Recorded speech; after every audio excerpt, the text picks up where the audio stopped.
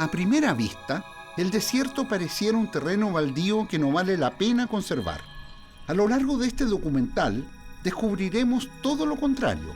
Es un territorio rico en patrimonio, que forma parte de nuestra identidad y que en el pasado ha tenido épocas de gran florecimiento, pero también de colapso y abandono por la disponibilidad de agua.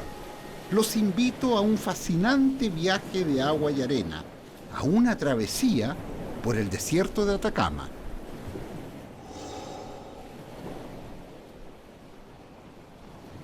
Soy Eric Goles, entre otras cosas, matemático, pero sobre todo hijo del desierto de Atacama, el más árido del mundo después de la Antártica. Quiero invitarlos a que recorramos juntos algunos milenios para ver cómo este desierto ha sido y es habitado, con una restricción muy particular: el uso del agua. ¿Qué ha ocurrido con el agua en todo este tiempo? ¿Qué podría ocurrir con el agua en el futuro? Justamente nos preocupa para que nuestro desierto, mi desierto, siga siendo habitado.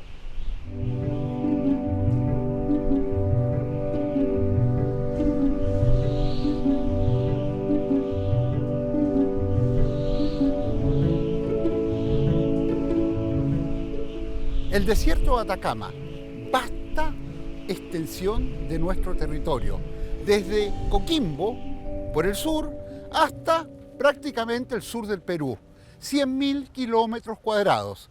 La pregunta es, ¿por qué es tan árido? La respuesta tiene que ver, por una parte, con nuestra cordillera de los Andes, un verdadero muro que impide que el aire húmedo llegue desde el otro lado del continente. Por otra parte, nuestro mar, nuestro querido mar Océano Pacífico, que tiene la corriente de Humboldt, que es fría, por lo tanto evapora menos agua, y al evaporar menos hay menos nubes que implican que llueve menos. Esa es la respuesta por qué nuestro desierto es tan árido. A pesar de esas condiciones, las nubes a veces logran atravesar las barreras naturales y producen lluvias ocasionales, principalmente en la cordillera, que han dejado su huella sobre el territorio. Hace miles de años, esto fue mucho más común y prolongado en el tiempo de lo que ocurre hoy en día. Claudio Latorre es un explorador apasionado del desierto de Atacama. Él busca descifrar los cambios que ha experimentado este paisaje durante los últimos 50.000 años. Claudio forma parte de un equipo interdisciplinario de científicos que investigan la presencia humana en los ecosistemas hiperáridos del norte de Chile. Claudio y sus colegas han descubierto que todo este entorno se ha transformado de manera radical en los últimos milenios. Bueno, ahora estamos recorriendo la zona que se conoce como la Pampa Altamrugal, que es parte de la depresión intermedia del norte de Chile. Pero específicamente estamos en una zona que antiguamente contenía un humedal que existió y dejó de existir, de hecho, alrededor de 10.000 años atrás. Y por lo tanto es un lugar que correspondía a una zona donde afloraban aguas de la napa en superficie, y eso permitía la existencia de no solamente plantas y árboles, sino que también cualquier cantidad de criaturas acuáticas, aves probablemente, y fauna.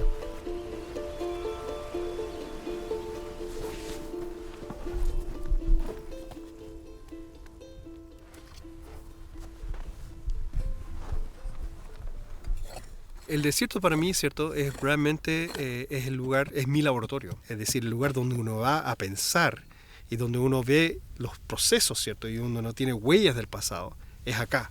Este es el lugar donde uno tiene que experimentar esa relación, ¿cierto?, con el ambiente, para tratar de entender cuáles son los procesos importantes que realmente influyen no solamente en nuestra vida, en nuestro antepasado, ¿cierto?, las primeras personas que ocuparon este paisaje, sino que también en el presente. Los sitios arqueológicos en estudio se cubren y protegen hasta que los científicos vuelven al lugar para continuar con sus investigaciones. El desierto de Atacama, paradójicamente, a pesar de que es uno de los más áridos del planeta, también tiene mucha agua. Entonces uno puede preguntarse, bueno, ¿cómo se puede dar esa paradoja, ¿cierto? ¿Por qué un desierto como el Atacama, uno de los más hiperáridos del planeta, tiene tanta agua? Que está lleno de restos oxidados Esas coloraciones rojizas que tiene, de plantas, ¿cierto? Que están oxidando el sedimento, por eso son rojizas. En el pasado, en ese sector, existió un humedal, digamos, un lugar donde afloraba el agua subterránea en superficie, básicamente. Y esa agua permitió la existencia de vida en un sector que hoy día ya no la hay.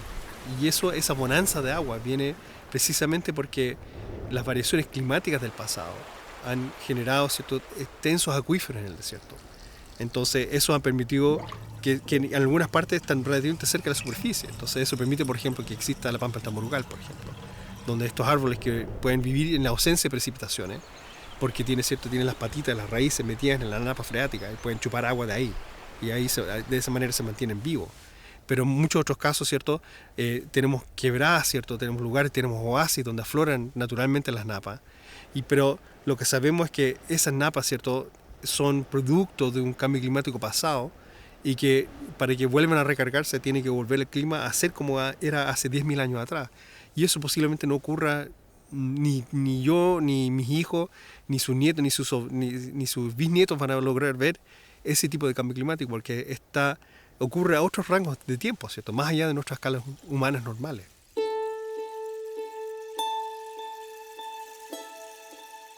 Para seguir indagando en los secretos de este territorio, ahora vamos al encuentro de otro investigador del desierto de Atacama, el paleoecólogo Antonio Maldonado. En este momento nos encontramos en la quebrada de Guatacondo, particularmente en la localidad de Tamentica, que es un oasis, un lugar donde aflora el agua, porque si uno va más abajo, va más arriba, no hay agua corriendo, y solo ya cerca del pueblo de Guatacondo recién encuentras el agua corriendo y de ahí hacia la cordillera. La importancia que haya agua en este lugar tiene que ver con que en el fondo donde hay agua puede desarrollarse la vida, si no hay agua no hay posibilidades de eso y aquí puedes desarrollar agricultura, puedes tener vegetación natural que más abajo donde no está llegando el agua es imposible. Uno puede encontrar sobre todo especies arbóreas como algarrobos o pimientos y la fauna, bueno, va siguiendo a la vegetación, digamos.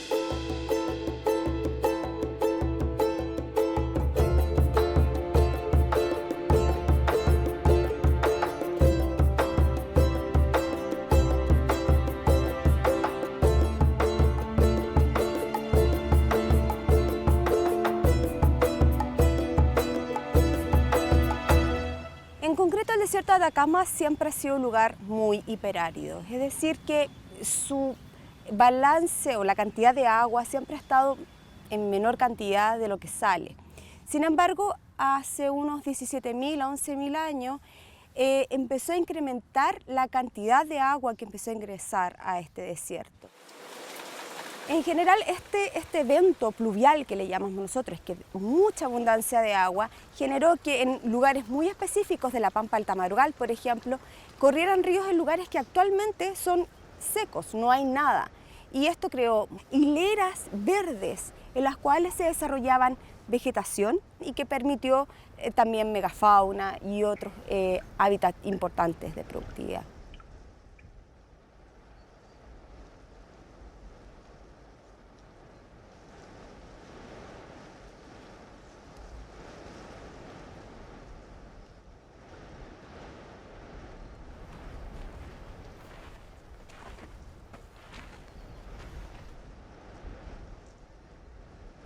La mayoría de la gente piensa que el desierto es algo plano, no pasa prácticamente nada, es monótono. Sin embargo, hay mucha vida y la vida se abre paso.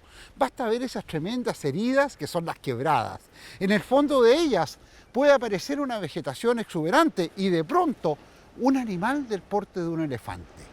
Quiero invitarlos a que veamos esa megafauna extinta. Para descubrir a los gigantescos animales que poblaban este territorio, acompañamos a Natalia Villavicencio. Ella es paleontóloga, especialista en megafauna extinta. Natalia nos lleva hasta un sitio donde se han descubierto numerosos fósiles de grandes mamíferos hoy desaparecidos. Acá vamos camino al sitio Quebrada Maní 35. este lugar se han encontrado sitios arqueológicos, también restos de vegetación datada desde de miles de años atrás y restos de megafauna extinta.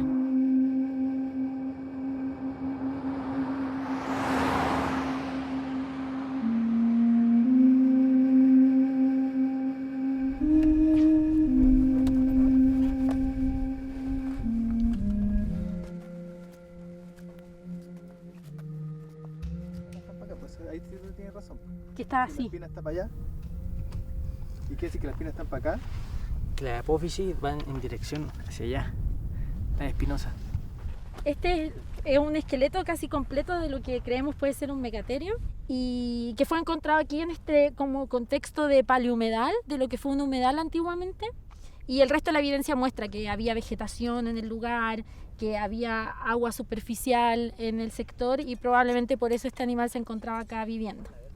Probablemente eran herbívoros, comían plantas, hojas, quizás pasto. Bueno, desde muy niña que me interesó estudiar, o me interesó la vida en el pasado, los fósiles y los animales extintos. Y cuando se me presentó la oportunidad de empezar a trabajar reconstruyendo ecosistemas pasados, me gustó mucho más.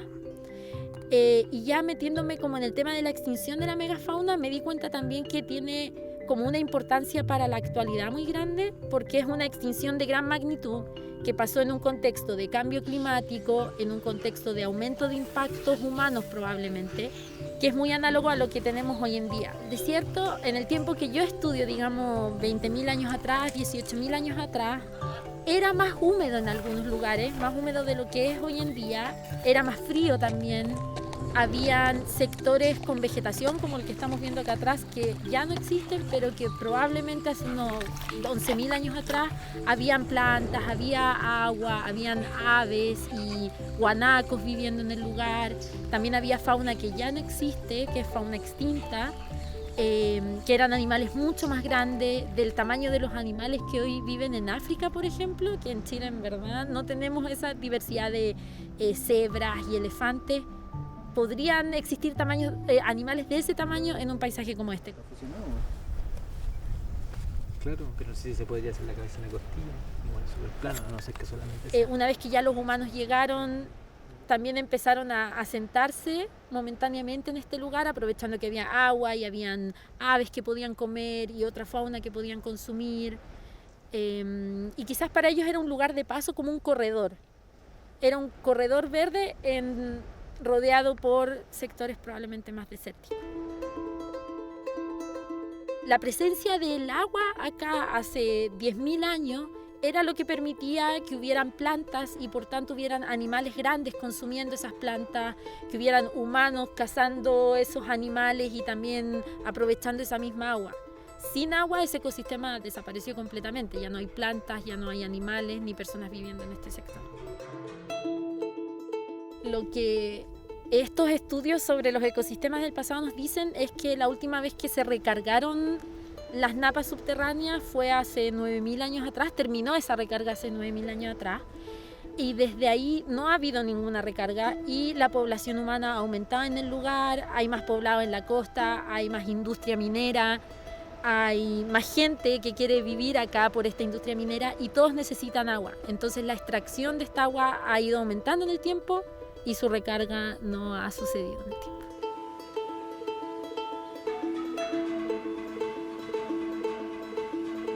Desde la Pampa del Tamarugal viajamos hasta la Universidad de Tarapacá en Arica. Ahí, el investigador Calogero Santoro analiza junto a un estudiante de arqueología algunos de los hallazgos que se han realizado en la zona. Son huesos totalmente iguales, son contrarios, se puede ver, ¿ya? Como ve, esto se llama tróclea, tiene dos trócleas. Justamente se trataría de un caballo, lo que se le llama los caballos americanos. ¿Y estos caballos eran cazados por los cazadores de aquella época? Hemos encontrado, mira, yo te voy a mostrar aquí unas puntas que siempre hemos sospechado que podrían haber sido usadas para cazar animales grandes. Mira el tamaño de esta punta, mira. Fíjate que son muy espesas, podría perfectamente haber sido usada para cazar animales grandes. O sea, por lo menos tenemos Es evidencia, desde el punto de vista arqueológico, no tenemos la evidencia física de que los huesos hayan sido utilizados o que hayan marcas en los huesos o huesos de animales puestos en los sitios arqueológicos. Por lo tanto, hay un misterio ahí que tenemos que resolver en el futuro con más investigación. Yo, siendo una persona del norte, yo crecí en condiciones de escasez de agua. Entonces, siempre el agua ha sido una cuestión vital. La historia humana en este rincón tiene varios miles de años. Y una de las cosas justamente que nosotros hemos logrado descubrir con bastante detalle es que había gente viviendo hace por lo menos 12.000 a 13.000 años atrás. Y eso es lo que estamos tratando de entender, cómo fue que la gente se quedó acá, qué fue lo que hizo, cómo fue que transformó este paisaje y cómo fue que desarrolló una vida dentro de este desierto. Para seguir viajando por la historia del desierto de Atacama, ahora nos desplazamos hasta otro importante sitio arqueológico, también en la Pampa del Tamarugal. Yo creo que mi pasión en arqueología, más que un periodo concreto de tiempo o una materialidad como los arqueólogos estudiamos, son los seres humanos en general. Y siempre he sido muy orientada hacia la filosofía, entonces me gusta pensar por qué los seres humanos somos de cierta forma. Y yo creo que la arqueología me da una perspectiva súper amplia como para ver distintas formas de vida hacia el pasado. Ahora pusimos al descubierto uno de los perfiles de la excavación. Los perfiles son buenos para mirar lo que ha pasado a través del tiempo en un sitio. Entonces tú tienes lo más antiguo abajo y supuestamente y lo más moderno arriba. Y toda esta zona que estaba acá era un fogón en cubeta. Lo que más se nota son los carbones, y los fogones en cubeta son típicos de esta época temprana. La característica es que hacían un hoyo y generalmente acondicionaban el área para que fuera permanentemente un fogón. Entonces de repente les ponían piedras alrededor, por ejemplo. Y eso te estaba diciendo que esta era una zona de habitación un poco más permanente, a diferencia de cuando encuentras estos tipos de carbones y cenizas dispersos. Puede ser indicador de un sitio que era más transitorio. Lo que sabemos es que tenían un modo de vida cazador-recolector, o sea que ellos se estaban moviendo por este espacio continuamente, probablemente de acuerdo a las estaciones o a la disponibilidad de agua y de otros recursos. Sabemos que estaban ocupando este lugar en particular y que era tan atractivo para ellos porque allá abajo había un humedal, y probablemente era uno de los humedales más grandes que había en esta área. Y probablemente, además de plantas y agua, que son importantes, los animales estaban abrevando y ocupando ese humedal también. Entonces, probablemente este era un lugar donde estaban cazando animales, ocupando el humedal, y además probablemente aquí cocinando, porque tenemos este fogón que era bastante grande y que se nota que era permanente. Estamos allá. ¿Va a estar Willy?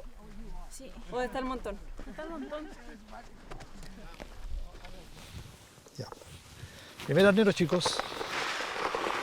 Vamos a ver cómo está la suerte.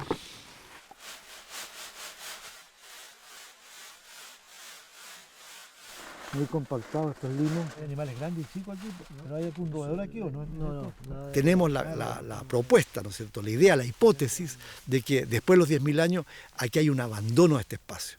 Toda esta bonanza, todo este sistema ripariano, todos estos bosques, toda la vegetación que había y los animales que habían, de alguna manera colapsa. Hay un colapso medioambiental por un fenómeno drástico de sequía, y eso habría provocado un éxodo de la población.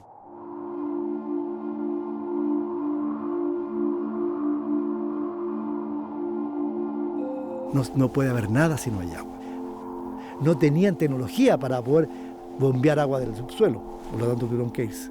Después de una primera época de oro en el desierto, con disponibilidad de agua y recursos naturales suficientes para que cazadores, recolectores pudiesen subsistir, el colapso hídrico dio paso a un periodo de extrema aridez. Los humanos debieron abandonar la zona y migrar hacia otras zonas ecológicas como la costa o el altiplano. Cuando la gente regresa al desierto, estamos hablando hace unos 2.000 a 3.000 años atrás, desde la primera colonización a la segunda vuelta, cuando vuelven al desierto, ya transformados en agricultores, y tienen que transformar este paisaje.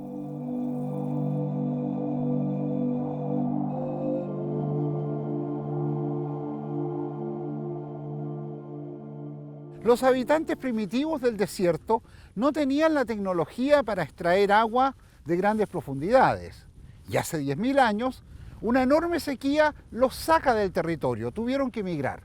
¿Cuál fue la vida que llevaron? ¿Cómo se las arreglaron con el agua? ¿Cómo vivían nuestros antepasados?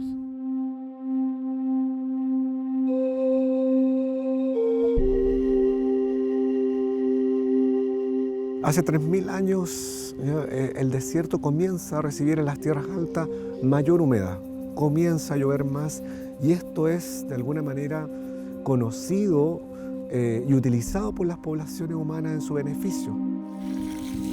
Recién se está empezando a ver que tenían pozos profundos, igual que hoy en día ya que se hacen pozos profundos, pero se va viendo una intensificación de esta agricultura a través de creación de terrazas, por ejemplo, en las tierras más altas, o canales más extensos, más profundos. También tienen palas, por ejemplo, y todo un sistema de fertilización, como podría ser guano, tanto de camelios, pero también de aves de la costa. Entonces ellos de alguna u otra manera están complementando distintas tecnologías, distintos productos para hacer florecer este lugar.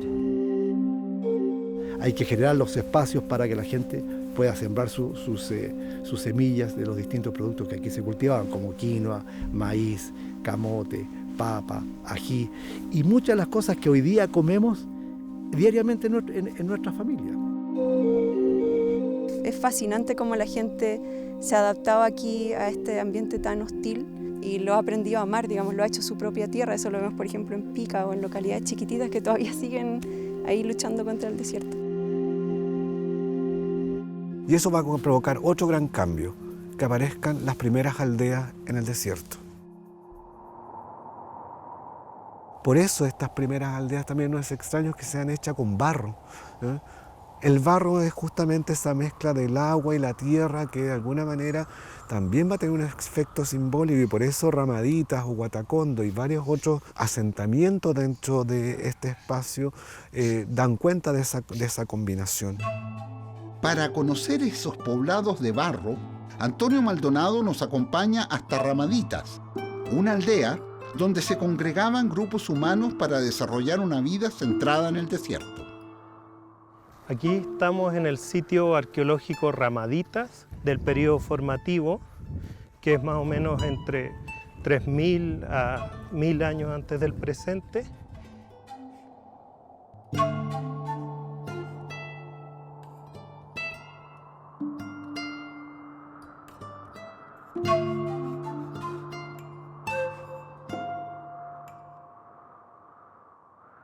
Bueno, en este lugar, en el sitio Ramadita, habitaron los primeros pobladores que desarrollaron la agricultura en la Pampa del Tamarugal.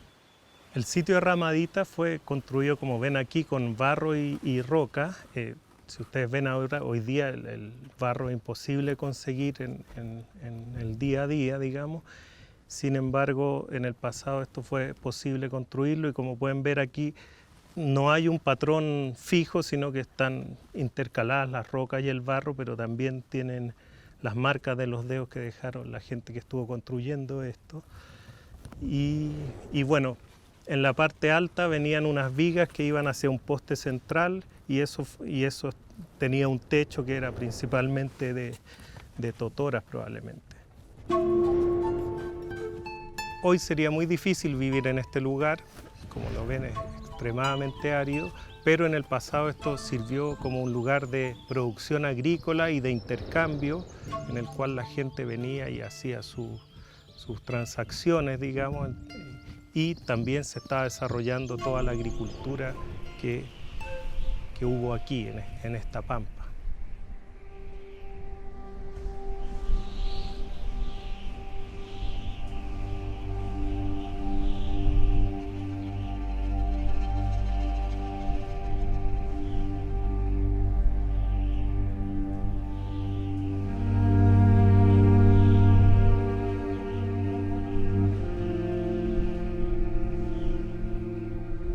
Han pasado ya algunos miles de años y el ser humano ya está instalado en el desierto de Atacama.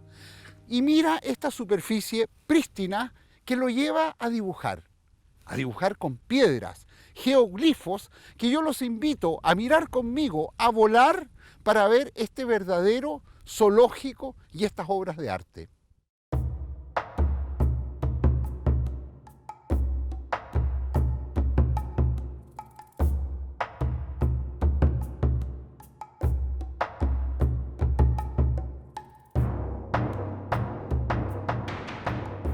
Los geoglifos son una manifestación que justamente es una expresión probablemente de la transformación que los seres humanos están haciendo a ese paisaje. Y por eso se ubica en la ladera de un cerro con esa monumentalidad de esa escala para dar cuenta de cómo los humanos están modificando ese ambiente para el beneficio de estas comunidades.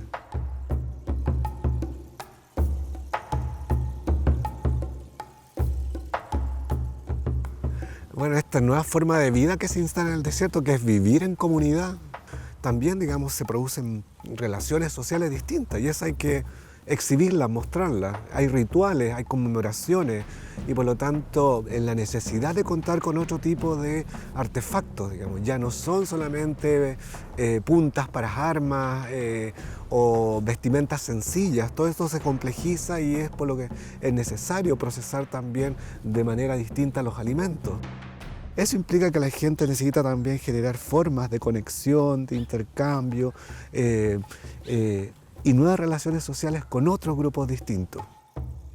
En esta segunda ocupación del desierto, los humanos ya no son solo cazadores y recolectores, también son agricultores que producen cultivos que fueron importados y adaptados al desierto, en una verdadera revolución verde conocida como periodo formativo. En esta época también surgen los caravaneros, grupos que trasladaban artículos de primera necesidad, como pescados y mariscos de la costa. Todo este esfuerzo por sustentar la vida en el desierto, sin embargo, se interrumpió unos 1000 años atrás, cuando se produjo un nuevo colapso ambiental. Los humanos debieron abandonar la pampa y asentarse en zonas altas, dentro de las quebradas que bajan desde el altiplano. Nos saltamos ahora algunos miles de años por nuestro viaje por el desierto de Atacama. Cuando llegaron los españoles, ¿qué ocurrió entonces? ¿Cómo cambiaron las costumbres? ¿Cuál fue el uso del agua? Para explorar este periodo más reciente de la historia del desierto de Atacama y la utilización del agua, ahora vamos al encuentro con el arqueólogo Lautaro Núñez, Premio Nacional de Historia.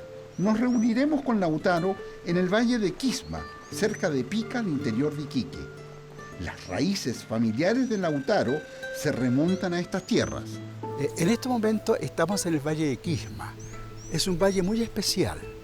No es un río, sino que es, como decirte, un arroyo mentiroso. ¿Por qué? Porque nace de vertientes. No nace desde los Andes, no depende de las lluvias en las tierras altas, depende de las vertientes que están acá. Tengo una carta muy antigua que demuestra la vida que ocurrió en el pueblo de Quisma. De hecho, estamos frente a la iglesia y todo lo que está alrededor era el pueblo de Quisma, que ahora tú no lo ves. Y esta carta refleja la vida que existía aquí. Está fechada en el valle de Quisma el 18 de octubre de 1899. Está firmado por Francisco Núñez, mi bisabuelo, que le escribe a su hijo, mi abuelo, lo siguiente. Querido hijo, el objeto de la presente es convidarte para el mes de diciembre, día 18, y desearía que en esa fecha estén todos mis hijos juntos. Eso está demostrando un ser humano que tiene sus hijos dispersos en el desierto y que quiere convocarlos a su pueblo, donde ellos viven, para una gran fiesta que intuyo que es la fiesta de la vendimia y del lagar, que era el día más importante que ocurría en todo el valle de Quisma. ¿Cómo es posible que un científico pueda ser sujeto y objeto de su propia investigación? Eso es fascinante, porque yo estaba excavando en el valle de Quisma para conocer cómo eran los campesinos prehistóricos, pero a su vez he visto los basurales que dejó mi bisabuelo en el valle de Quisma. He visto las ruinas del lagar de mi bisabuelo, que también es un sitio arqueológico, es parte del proceso. Entonces, cuando uno es parte de esa historia local, la entiende mucho mejor. Hay algo que yo todavía no entiendo bien, el por qué amamos con tanta fuerza un paisaje que tú lo ves tan aparentemente desolado y vacío. El paisaje del desierto lo hace el paisaje junto con su humanidad. Y uno ama este desierto. Los atardeceres que yo tengo en el desierto no los he encontrado en ninguna otra parte del mundo. Eso son flores para mí, son bosques para mí.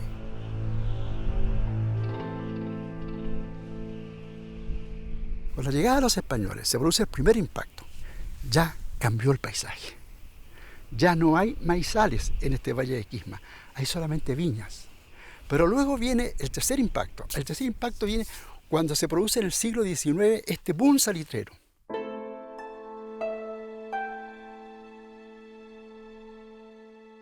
Y en el medio de esta modernidad salitrera, cuando estos pueblos como Pique y como el Valle de Quisma están teniendo mucho éxito económicamente, llega la política de Estado de decir, a ver, ¿dónde sacamos el agua para Iquique? Y aquí meten la mano, y aquí hacen la expropiación, el año 1925. Pueblo sin agua, pueblo muerto. Esta es la prueba más fehaciente, el pueblo murió.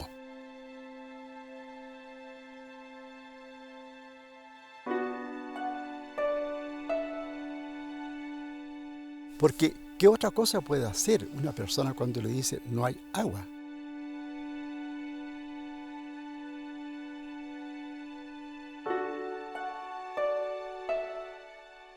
Es más, los descendientes de esa generación que le quitaron su tierra y su agua y su historia y su amor por su tierra, hasta el día de hoy estamos esperando un funcionario del Estado que nos dé una explicación razonable. No es un asunto de dinero, no. Queremos que nos digan, el Estado se equivocó con ustedes. Hasta el día de hoy eso no ocurre.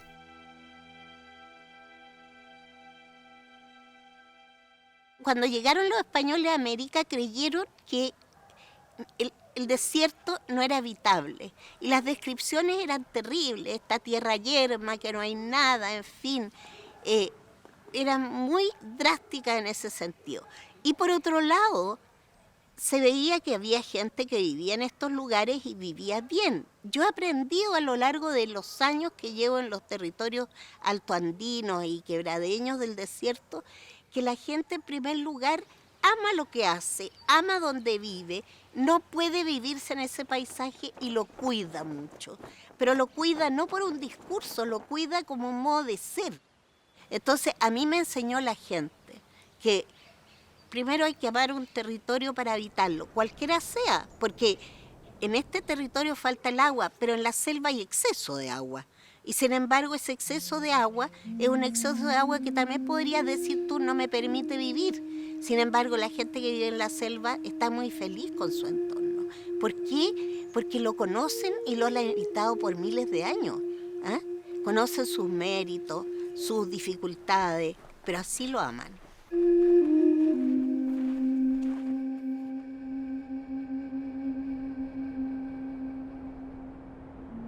El drama del agua en el desierto es tan grande hoy día por la extracción indiscriminada de agua sobre todo para la empresa minera. Hay mucha manga abierta en ese sentido, las leyes no acompañan un cuidado del desierto.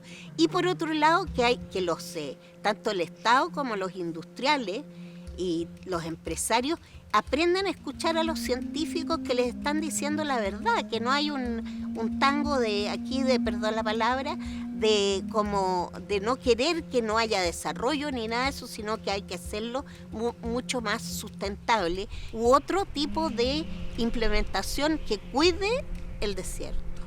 El desierto de Atacama es el territorio más árido del planeta. La última gran recarga de aguas ocurrió hace más de 10.000 años. Toda la lluvia que ha caído desde entonces se considera marginal. Hoy en día hay un desbalance entre el agua que se extrae y la que entra, impidiendo que las napas logren recargarse a niveles que permitan sustentar su explotación actual y futura. Las comunidades locales también resienten este impacto humano en el medio ambiente. Bueno, en Bisbee por el clima, todo es súper dura la vida por las personas que están allá sacrificadas. Sobre el agua, siempre ha habido problemas de agua. Antiguamente había más agüita, o sea, lo estoy hablando de años 20, 30 años atrás, los bofedales se conservaban con más agua, por la lluvia, que llovía más. Hoy por hoy está escaseando eso. Por ejemplo, hace como 6 años atrás iban a abrir las mineras Las Pumas. Justamente la minera Las Pumas querían instalar donde nace Río Yuta. Y con esa agua en Yuta riegan todas las personas que vienen en Yuta los choclos, por eso son tan ricos los choclos, porque es rico de azufre. Están plantando cebolla, ajo, varios tipos de hortalizas. Las beterragas son dulces. Entonces imagínense si van a hacer una minera allá. Yuta va a quedar sin agua y vamos a quedar sin choclo.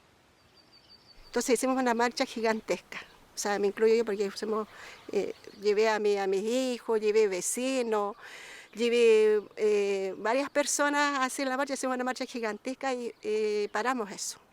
Pero hay mucha gente que está a favor de las mineras cuando estamos dando la protesta y nosotros viene la ciudad viene la riqueza, vamos a estar bien, todo, pero es pan para hoy, hambre para mañana.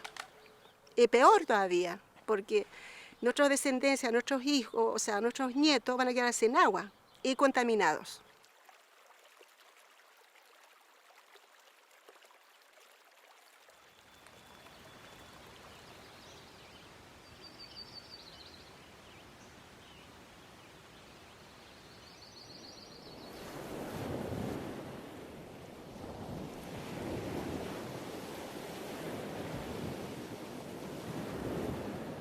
Tenemos que habitar el desierto, porque el desierto es vida, queremos que siga siendo vida. Sin embargo, contemplamos pueblos, ciudades abandonadas, esencialmente por el mal uso del agua.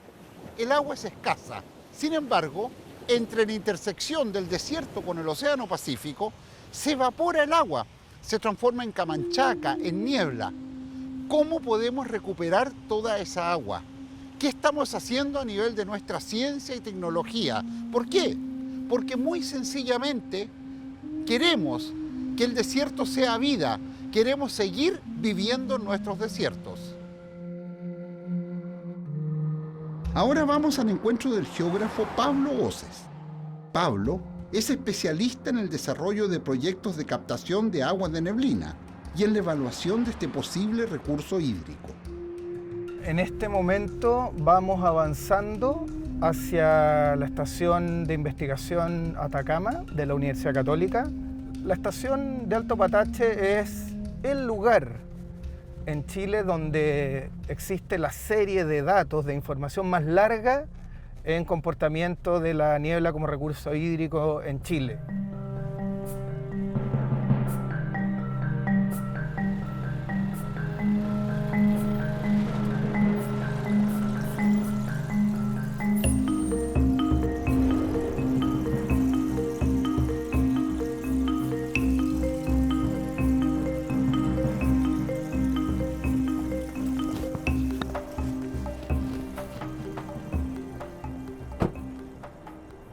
En este instante estamos sobre uno de los cordones de cordillera o montañosos más altos que tenemos acá en Patache. Son cerca de 850, 840 metros de altitud en este lugar en que nos encontramos. Y por esa razón entonces, pues estamos en uno de los puntos más altos, es que tenemos instalados estos sistemas de atrapaniebla acá.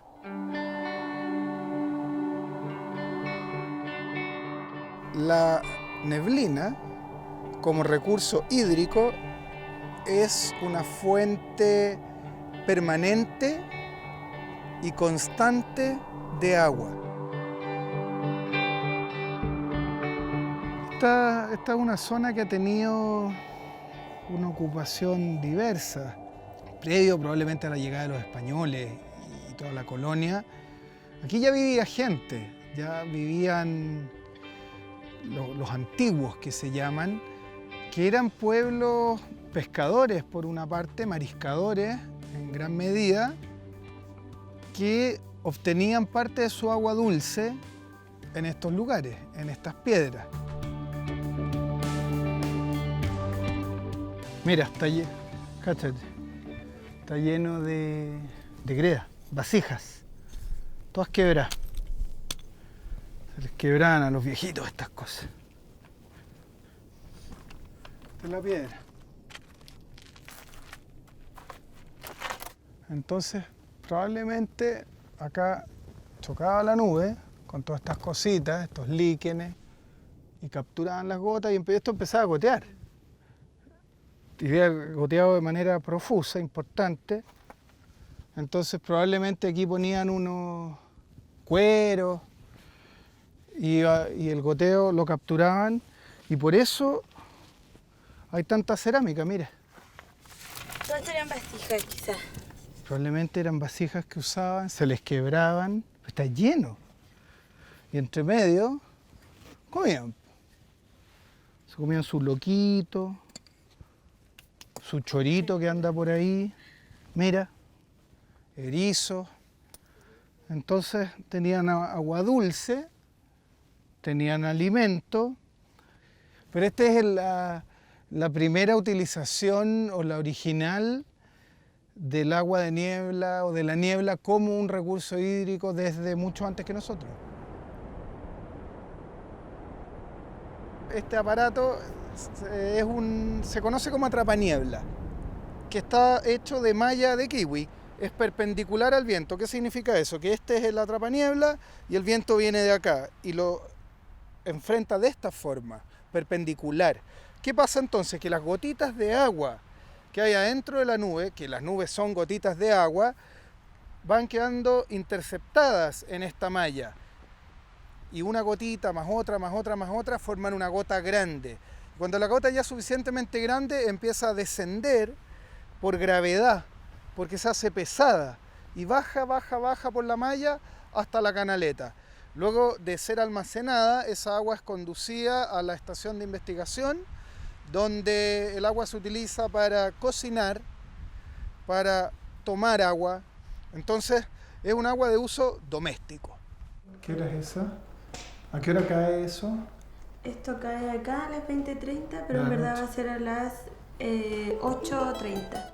Estamos investigando lo más responsablemente posible para poder predecir mejor dónde sí, dónde no hay y cuánto. Poner este tipo de agua nueva en el mercado. Ahí hay que hacer un agua social, que le llamo yo. Es lo que debiera venir pronto.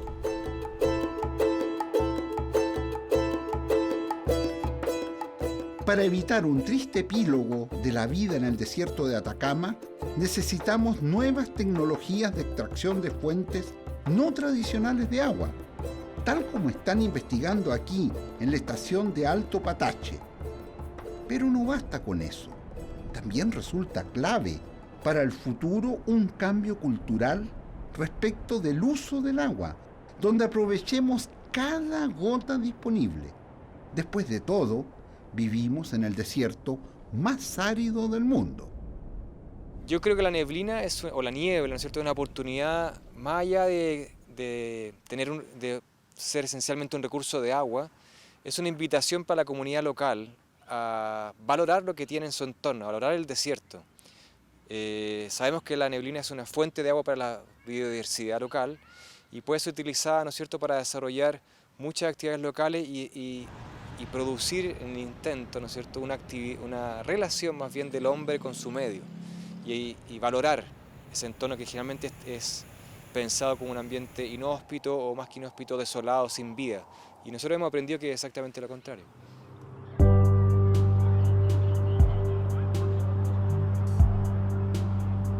Tenemos posibilidades. Nunca perdemos la esperanza de que las cosas cambien. Y eso es lo que vamos a ver. Un modo, una enseñanza de cómo utilizar el agua. Una nueva ética de futuro que estamos enseñando a nuestros jóvenes, a nuestras niñas, a nuestros niños en una escuela aquí en Arica.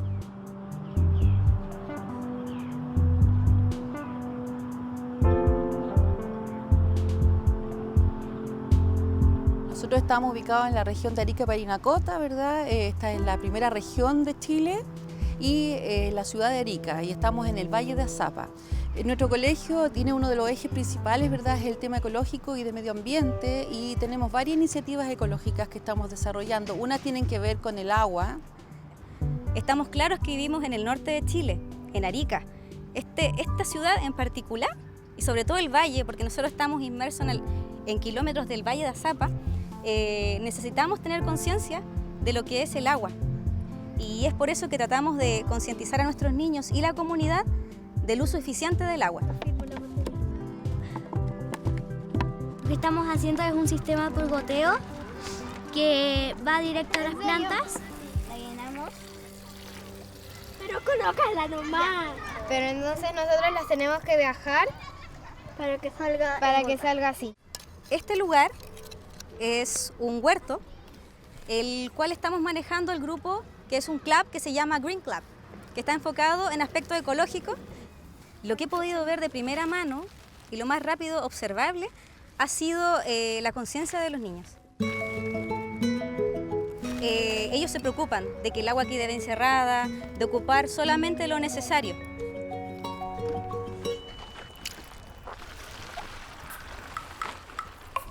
Bueno, estos proyectos de estudiar el agua en nuestra región que hemos realizado en las diferentes clases nos ayudan a tener más conciencia sobre lo importante que es cuidar el agua, ya que es un medio escaso y sin agua no hay vida, por lo que es muy importante cuidarla y aprovecharla al máximo la poca cantidad que tenemos en Arica.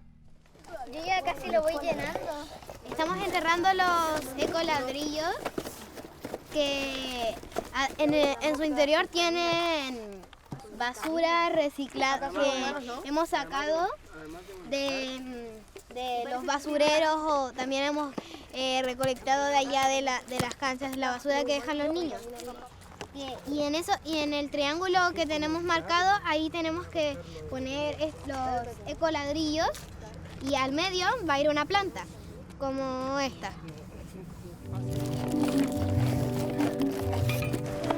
Es importante reciclar la basura porque así no contaminas al mundo y los animales no se pueden morir, porque por ejemplo se pueden comer la basura que está tirada y se pueden ahogar y mueren muchos animales. Me gustaría que el patio tenga más plantitas, que tenga más cosas ecológicas, que tenga más cosas que ayuden al medio ambiente para que ella no esté para que cada vez vayamos disminuyendo la basura en Arica. Nosotros creemos en estos proyectos ecológicos, sentimos que son vitales, conectar a los niños con el mundo de la tierra, sobre todo en este entorno donde los aymara, que son, ¿verdad?, los indígenas que son de la zona, tienen esta interpretación y esta epistemología de la tierra y los niños comienzan a entenderla. La Pachamama, ¿verdad?, es fundamental y forma parte de la cosmología de todos.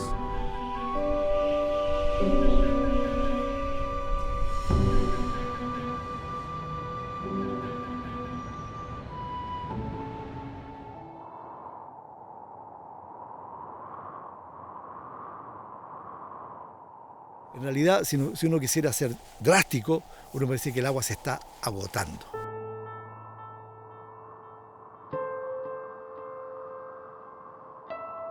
Porque como tiene ese carácter seco, árido, desértico, parece que su agua solamente fuera utilizable para los grandes proyectos económicos y por lo tanto también para ser mercantilizada. Durante el 2018, una decena de premios nacionales hemos firmado el Acta de Tarapacá, documento donde se establece qué ha ocurrido con el agua del desierto de Atacama en los últimos milenios. Esencialmente, estamos ocupando los depósitos de napas subterráneas que no se han rellenado hace miles de años. Estamos preocupados porque el agua es un derecho humano inalienable y queremos que nuestro Estado, nuestros gobiernos se hagan cargo. Hoy en día los impactos humanos en el paisaje son cada vez mayores y muchas de estas especies, sobre todo las más grandes de distintos ecosistemas, son las que están más en peligro. Entonces, tratar de entender cómo sucedió antes, creo que nos puede ayudar mucho a entender cómo puede pasar hoy y a prevenir. Estamos arriesgándonos a quedarnos sin un recurso que ya es muy limitado, ¿no es cierto? Y eso va a tender, ¿no es cierto?, a generar limitaciones en cuanto a la calidad de vida local, ¿no es cierto?, la calidad de vida de la gente. Y muchos de los lugares que hoy día están viendo efectos de este mal uso del agua están desapareciendo, ¿no es cierto? Pero lo más impresionante de estos lugares es que hay mucha vida Y si no cuidamos el desierto, desaparecen modos de vida ancestrales que son patrimonio de la humanidad. Entender cómo funciona el desierto de Atacama en su gran dimensión ecológica e incluso humana nos puede dar pistas de cómo nosotros nos podemos adecuar a nuevos cambios. Un desarrollo que depende de recursos naturales requiere de mucha ciencia. Ciencia para los Andes, ciencia para el Piemonte, ciencia para la Pampa y ciencia para el mar. Por lo tanto, tenemos que hacernos responsables sobre eso y nosotros los científicos también ser capaces de transmitir este conocimiento y apoyar cómo vamos a generar un uso sustentable de estos recursos que probablemente en 17.000 años más se vuelvan a recargar. Hay que pensar sustentablemente de una vez, o sea, ya hay que dejar de pensar solo en el progreso económico, sino que hay que pensar ya ahora en el progreso social. Para que las próximas generaciones disfruten de la belleza de este desierto, de sus atardeceres y sus amaneceres, queremos que siga existiendo un uso razonable del agua.